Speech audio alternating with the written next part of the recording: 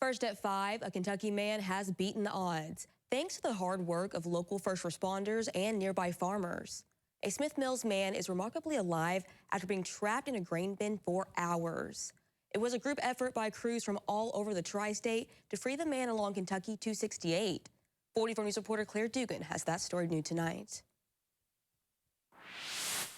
Rarely do rescues inside grain bins end successfully, and first responders unfortunately know that, but that never stops them from trying their best. And in some cases, like the one we saw in Smith Mills Wednesday night, their best is just enough. Suffocation inside a grain bin can take just seconds. On Wednesday night, a Smith Mills man was trapped for hours, a first for Captain James Egbert of Henderson Fire. I personally was in the grain bin. This is the first, hopefully not of many. It's a high-risk, low-frequency incident that we do train for, but it's definitely different when you have to actually go do it. First responders knew what they needed to do, but how was the question. When those tones drop for that incident, bells go off in our head to slow down and start thinking of things more seriously, because that's an incident where people could get seriously hurt really fast if we take a misstep. They used what's called a grain bin rescue tube to build a wall around the farmer and grain augers to move the grain out. We were able to get the grain from his stomach area to just below his knee. Successful so far, but eventually the wall they created actually collapsed. The victim still able to breathe, but couldn't feel his legs. Rescuers had to rethink.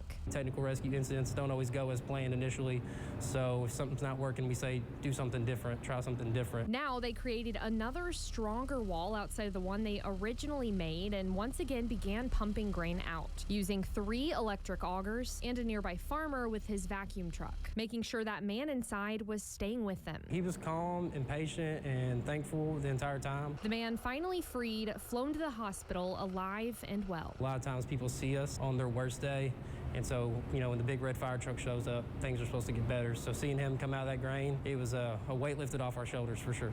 15 local agencies and a few nearby farmers all played a role in saving that man's life. Reporting in Henderson County, Claire Dugan, 44 News.